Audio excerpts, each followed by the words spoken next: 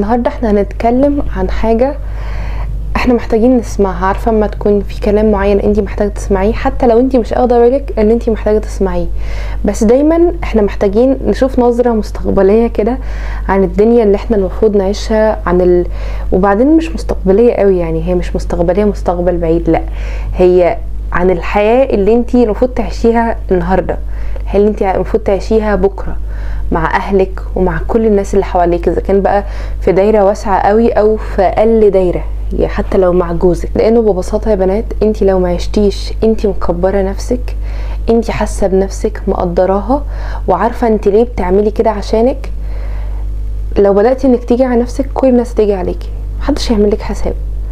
وانك تعيشي محدش هيعمل لك حساب، يعني انا مش محتاجه اقولك، بس ممكن تسمعي من كل الناس اللي حواليكي هم عيشتهم عامله ازاي. احنا هنتكلم عنه النهارده في واحده من حلقات فاطمه والبنات، هديلك حاجه تشربيها او حاجه تاكليها او اسمعيني وانتي بتعملي اي حاجه في الدنيا. وبس كده، يلا بينا نبدا. اعملي لايك وشير وكومنت، واعملي كمان سبسكرايب لو انتي مش عامله سبسكرايب، عشان عايزين نكمل 10000 ان شاء الله قريب قوي، ونحتفل مع بعض سوا الاتنين مع بعض. بس كده يلا بينا نبدأ على طول. زي ما قلت لكم ان في حاجات لازم تتغير جوانا، عشان بالتالي نلاقي تأثيرها عن اللي حوالينا، ونلاقي تأثيرها في نفسنا كده. عارفة ما تحسي انك حاسه بنفسك؟ طب حاسه بنفسك دي بتيجي ازاي؟ اما بنعمل كل الحاجات اللي احنا اتكلمنا عنها وهنتكلم عنها لسه، وانا النهارده جايه اقول تأثير الكلام ده بقى كله ايه عليكي. اول واهم حاجه والزز حاجه في الموضوع، الحاجه اللي هتريحك النهارده وبكره والسنه الجايه لما تبداي انك تحسي بنفسك، هو ان العلاقات في حياتك هتتفلتر من كل الاجزاء. وهنتكلم عن النهارده عن اكثر الاجزاء شيوعا، يعني مش عارفه بتكلم ليه بطريقه كده، يعني هنتكلم. فهتحصل حاجه من الاتنين، اول حاجتين مع بعض، هو ان في علاقات هتنتهي وفي علاقات هتتحسن. طيب ده بيحصل امتى وازاي، وده بيحصل امتى وازاي؟ العلاقات اللي بتنتهي بتبقى برضو لجزئين او 3. اول باب من العلاقات اللي هتنتهي دي، ممكن تلاقي في حياتك ناس او اشخاص معينه اول ما بيلاقوكي بتتطوري وبتحلوي وبتنجحي بيبداوا ان هم يغيروا. فالغيره دي هتظهر حتى لو انتي مش مدركه ان ازاي الشخصيه دي تغير منك. على فكره الشخصيه دي ممكن تكون الشخص اللي انت مرتبطه. ايه ده، في ايه؟ نور قطع ورجع تاني، فخلونا نرجع نكمل كنا بنقول ايه. وكنت بقولك ان ممكن الشخص اللي يغير منك ده ممكن يكون الشخص اللي انتي مرتبطه بيه. وانا لما بتكلم في الفيديوهات يا بنات على الشخص اللي انتي مرتبطه بيه، مش قصدي ارتباط اللي هو الارتباط، انا قصدي ان هو ممكن خطيبك، جوزك، حد متكلم عليكي. ايه الكلمه اللي بالنسبه لي بتعبر عن كل الانواع، مش قصدي بيه اللي هو الارتباط الحرام، فاهمين؟ عشان بس ما اخدش ذنب واكون مبينه ان الموضوع متاح وكده، فاهمين؟ لما بقى نرجع لموضوعنا، واللي هيحصل ايه، هم هيبعدوا عنك وهيحسوا ان هم محتاجين يراقبوا من بعيد. ممكن يحسوا ان انت كده بتقلي منهم، وهم حاسين ان هم قليلين في وجودك، فيبداوا ما يكونوش مرتاحين، وده الاحسن ان هم بيبعدوا. واللي بيحصل بقى حاجه تانية، ان هم ممكن يتخانقوا معاكي، وفي كل الاشكال يعني اللي هيحصل ان هو الحمد لله العلاقه دي هتنتهي. وحاجه تحصل تالتة، انك تفوقي ان الاشخاص دي ما ينفعش يكونوا موجودين في حياتك، وتبداي جواكي انك تقولي لا انا مش عايزاهم في حياتي انيمور. ويا ريت يبقى عندك شويه من النضج او القوه والثقه في الموضوع ده، انك لما تكوني في علاقه مع حد مش مريحك في جوانب كتير، حتى لو في جانب او 2 لزاز بس الباقي مش مريح، تاخدي قرار ان العلاقه دي عشان صحتك النفسيه وعشان حياتك لازم تنتهي. انك محتاجه وانتي بتطوري وبتفوقي وكده سنه الجلو بتاعتك، انك تكوني مركزه مين الاشخاص اللي بتسحب طاقتك تجاه نفسك. لازم يكون عندك قوه انك تقولي لا، انا البنت دي او الراجل ده، او حتى لو مش تعرفي تبعدي عنهم بنسبه 100%، تنهيهم خالص عن حياتك، بس تبعديهم عن دايرتك انتي النفسيه، يكون وجودهم زي عدم وجودهم. في حلقه معينه اصلا اقول لكم ازاي تعملوا ده، وازاي تخلي الناس اللي تاثيرها وحش عليكم ما يكونش ليهم تاثير انيمور في حياتكم. النقطه التانية، وهي النقطه اللي بتوجع شويه او بتضايق شويه لما تعيشي كده تفكري فيها، ان الاشخاص مش هيبعدوا عن حياتك، بس العلاقات بتتطور. الاشخاص اللي انتي كنتي فاكراهم وحشين بيتطوروا. طب ليه انا بقول ان هما دي حاجه هتضايقك؟ لان ممكن في لحظه تدركي ان انتي كنتي السبب في ان الشخص ده يبقى وحش معاكي، ودي بتحصل، بس احنا بنبقى فاكرين للأسف الشديد ان الشخص ده هو وحش.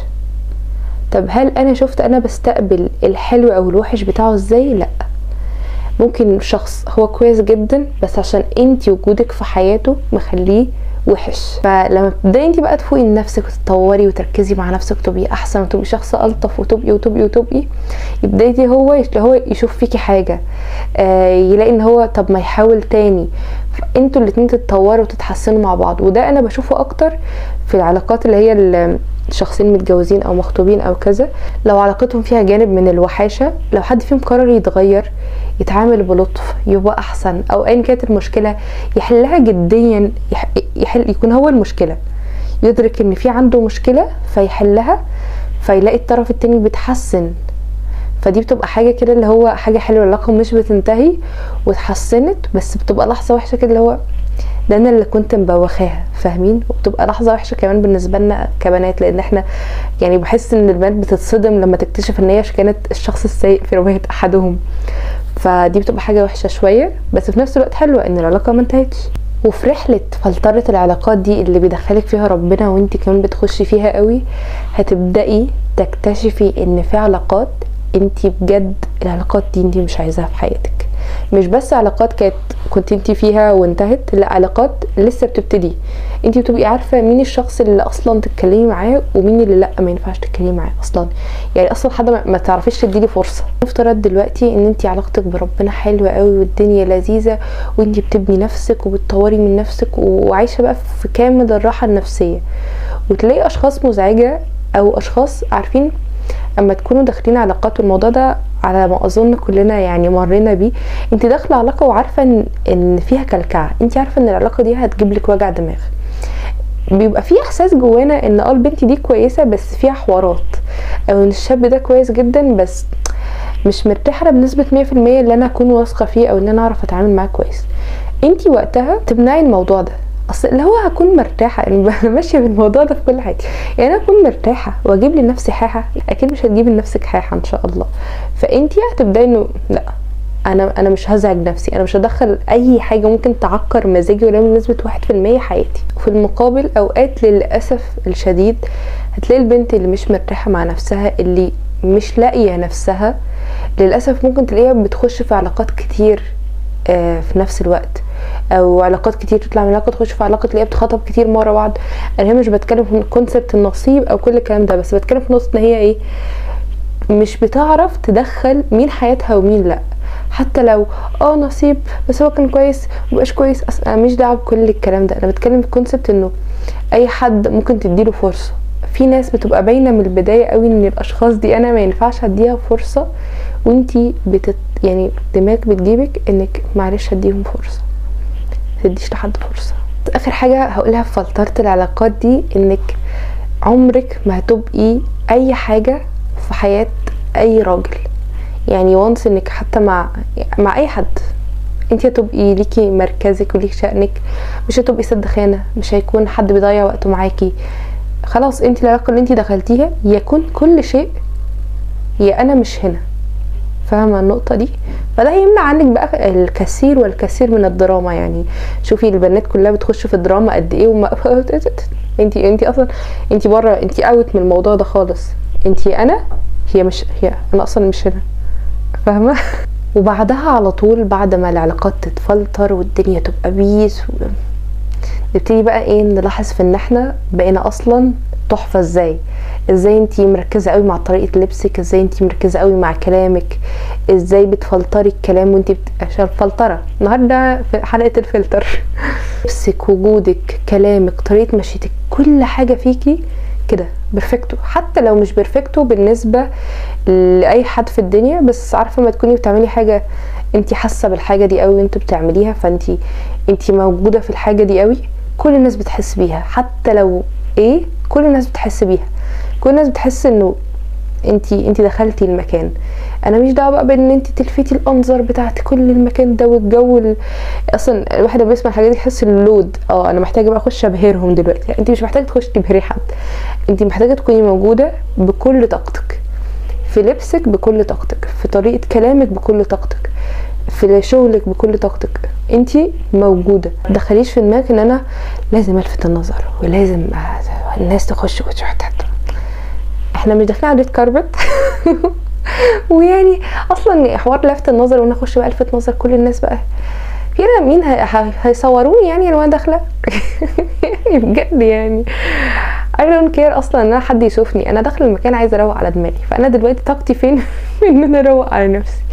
انما يعني مش عارفه في جوانب كده من الفيديوز او اشخاص تدونا طاقه معينه اللي احنا لازم نكون سوبر ميل. انا مش عايزه اكون سوبر ولا عايزه اكون اي حاجه، انا عايزه كام سنه اللي انا عايشاهم اكون شخص لطيف مع اللي حواليا ولطيفه مع نفسي ونمشي الدنيا انها بقى انا ما فهمتوا. بنبتدي نركز مع تفاصيلنا الصغيره، زي ما قلت لكم احنا مش عايزين دخول مبهر، احنا عايزين دخول بتاعنا. فتفاصيلك الصغيره، عارفه اللي هو ايه، انتي سبتي الورده دي هنا، دي فاطمه هي اللي حطاها كده، دي شنطه مين، دي شنطه كذا، ليكي ستايل، ليكي عيشه، ليكي كده روح. نقطه مهمه كمان في النقطه بتاعه التركيز مع نفسك والتفاصيل الصغيره كل الكلام ده هو كلامك. لما تبداي تركزي في تون صوتك، في طريقه ضحكتك، عارفه بتبطلي مثلا تشتمي، فتبداي مثلا بدل ما تقولي الحاجه دي بشعه قوي ووحشه جدا وايه القرف ده، تقولي لا الحاجه دي مش ألذذ حاجه، ممكن نلاقي حاجه الطف. انا عن نفسي يعني انا الحمد لله قليل ما بشتم، يعني الحمد لله وربنا يعني يا رب تكتر، بس انا وقتها بتعصب قوي مع اصحابي بصوت واطي كده، يعني مش يكون في حاجه معصباني، وانا اصلا شخص مش بيتعصب يعني، فلما حاجه تعصبني فتبقى فالحاجه دي بتبقى تستحق الشتيمه. anyway بفاطمه وحواراتها انه نحاول مثلا اما يبقى في حاجه وحشه قوي، بدل ايه الرخامه الغلاسه الغتاته اللي هو فيها دي، لا انا مش برتاح لان انا اتعامل مع الشخص ده عشان يعني في تصرفات فيه ما بحبهاش. تبداي انتي كلامك موزون، والشخص نبهه بقى ايه، نركز في الجمله دي شويه، الشخص اللي كلامه موزون بيدي انطباع ان هو عارف يتحكم في نفسه. اسهل حاجه بالنسبه لنا ايه، ان لما حد يستفزنا نديله كلمتين في وشه ننهي الدنيا. انما اما انا اكون شخص عارفه اتحكم في نفسي، فالناس بياخدوا بالهم ان انا متحكمه في نفسي، مش اللي هو كده، وبقول كلام موزون وعارفه انا بقول ايه، انا سامعه انا بقول ايه، مش مهيبره او مش بتكلم بعفويه قوي او مش بتكلم بطاقتي قوي، لا انا عارفه وسامعه ومدركه لكل كلمه انا بقولها. وعشان اقول حاجه بس ما تفهمش غلط نسبه العفويه، لا خليكي عفويه وخليكي بطبيعتك، بس مش اللي هو ايه، عارفين الناس اللي بيستفزوني جدا، الناس بيقولوا انا اللي قلبي على لساني، وانا اول حاجه بتيجي في عقلي بقولها انتي مريضه حبيبتي، انتي محتاجه تعالجي. اوكي، هنا حد اما تسمعي عن حد دي كذا قالت كذا وكذا وكذا وكذا، فانتي اصلا انتي واقفه لا مش دي اللي تقول كده، فاهمه؟ فيبقى عندك انطباع انه لا مش دي اللي هتشتم، مش دي اللي هتغلط بالطريقه دي، مش دي اللي هتتكلم عن الناس، مش دي ومش دي ومش دي. النقطه دي بتخلينا نصب في نقطه تانية خالص، هو انك قادره تتحكمي في مشاعرك. اوريدي مشاعرك بقت هاديه وجواكي، انتي مش مضطره تثبتي لحد حاجه ولا تعملي مجهود في انك تثبتي نفسك او تثبتي لحد حاجه او تثبتي فكره انت مقتنعه بيها، او جو العنف اللي يمكن كتير مننا عايشه في فتره من حياته ده.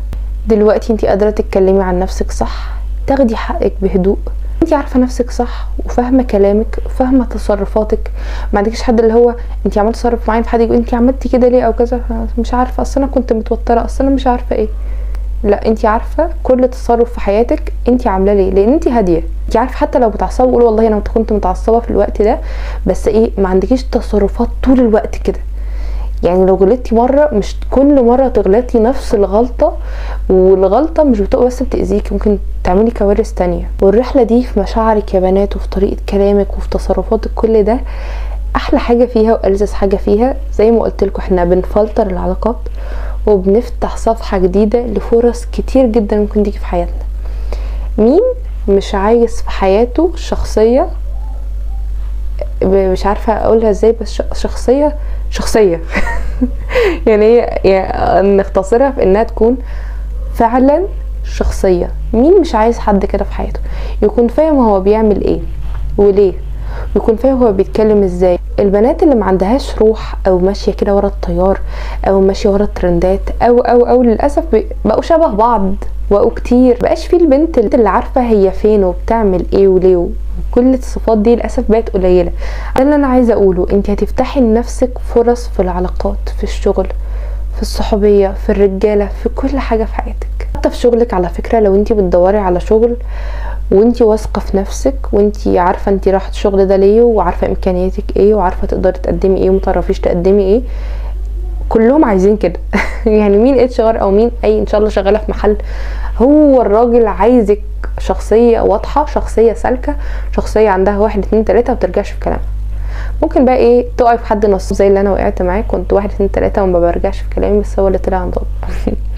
يعني ما علينا، نبقى نتكلم في الموضوع ده في حلقات تانية كتير قوي.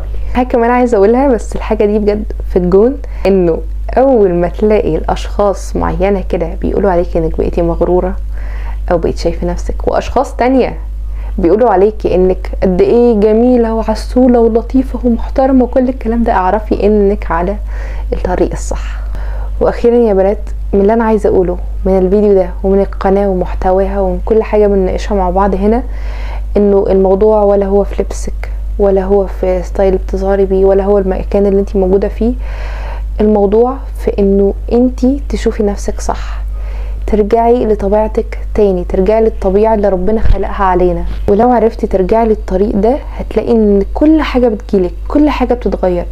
الدنيا قد ايه بتبقى سهلة، مفيهاش كل الكلاكيع اللي البني ادم عايش فيها دي. كل الناس اللي حواليك هتحترمك، الرجالة يحسوا ان هم عارفة بيكوني مع راجل هو بجد مش عايز يخسرك. صحابك البنات يبقوا عايزين يكونوا موجودين حواليك، انتي شخص امين، شخص لطيف، مش واحده هزارها بايخ او واحده جلاده او جلاده لو بتجلد. يعني شخصيه لطيفه بجد ومحبوبه.